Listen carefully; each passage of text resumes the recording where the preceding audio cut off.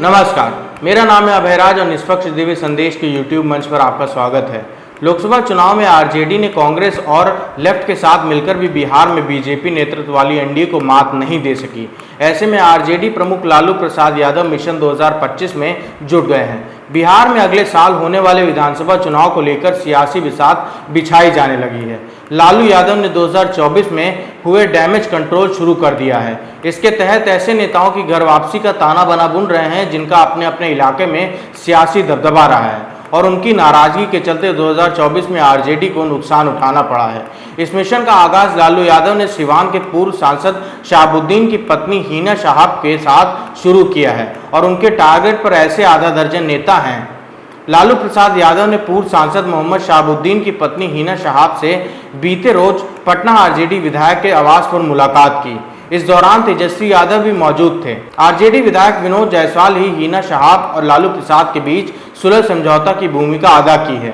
2024 के लोकसभा चुनाव में हिना शहाब निर्दलीय उम्मीदवार के तौर पर मैदान में उतरी थी, जिसके चलते आरजेडी को हार का मुंह सिवान में देखना पड़ा है। हिना शहाब के चुनाव लड़ने से सिर्फ सिवान ही नहीं बल्कि छपरा और गोपालगंज सीट पर भी आरजेडी को नुकसान उठाना पड़ा है। इसीलिए लालू प्रसाद यादव अब हिना शहाब को साधने की कवायद में है। हिना शहाब के पति शहाबुद्दीन की उत्तर बिहार में इलाके में तूती बोलती है। शहाबुद्दीन आरजेडी प्रमुख लालू यादव के करीबी नेता माने जाते थे, लेकिन उनके निधन के बाद से हिना शहाब पार्टी में साइडलाइन हो गई थी। इस बार के लोकसभा चुनाव में निर्दलीय उतर गई थी। आरजेडी को हुए सियासी नुकसान की भरपाई के लिए लालू यादव ने मोर्चा संभाल लिया है। लालू से हिना शहाब की मुलाकात को एमवाई वोट को एकजुट रखने की कोशिश माना जा रहा था। सियासी जानकारों का मानना है कि इस मुलाकात से हिना शहाब की आरजेडी से दूरी एक बार फिर हो गई है।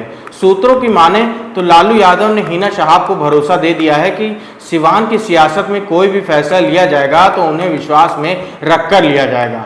लालू यादव ने डैमेज कंट्रोल अभियान शुरू कर दिया है। इस अभियान की शुरुआत सिवान के सांसद रहे शहाबुद्दीन की पत्नी हिना शहाब से हुई। वैसे इस कड़ी में कई और नेता शामिल हैं जिन्हें घर वापसी के लिए मनाए जाने का प्रयास किया जाना है। इस कड़ी में सूर्यगढ़ से विधायक प्रहलाद यादव, भागलपुर से सांसद रहे बुलू मंडल, पूर्व मंत्री देवेंद्र यादव जैसे नेता शामिल हैं। आरजेडी में एक समय इन नेताओं की सियासी तूती बोलती थी और उनका अपना सियासी कद था, लेकिन तेजस्वी यादव के सियासी दखल के चलते ये नेता साइडलाइन या फिर पार्टी छोड़कर चले गए हैं। आरजेडी प्रमुख लालू यादव और पार्टी के दिग्गज नेताओं की नाराजगी को दूर करके उन्हें फिर से एक्टिव करने और जो नेता छोड़कर गए हैं उन सभी की घर वापसी का ताना बाना बुन रहे हैं। प्रहलाद यादव लखीसराय जिला आरजेडी के स्तंभ माने जाते हैं, लेकिन इन दिनों पार्टी से नाराज हैं और नीतीश कुमार के साथ अपनी केमिस्ट्री बना रखी है। हालांकि उन्होंने अभी आरजेडी छोड़ी नहीं है। लालू प्रसाद के सानिध्य में प्रहलाद यादव की राजनीतिक पहचान बनी। वे 5 बार विधायक बने और जिला संगठन की कमान भी संभाली, जिन्हें अब मनाने का काम लालू यादव करेंगे। भागलपुर से सांसद रहे बुलू मंडल भी लालू के करीबी नेताओं में रहे हैं, लेकिन इन दिनों नीतीश कुमार के साथ खड़े हैं। 2024 में भागलपुर से टिकट मांग रहे थे, लेकिन सीट कांग्रेस के खाते में जाने के बाद बुलू मंडल नाराज हो गए। इसके चलते कांग्रेस को भागलपुर सीट पर हार का मुंह देखना पड़ा है।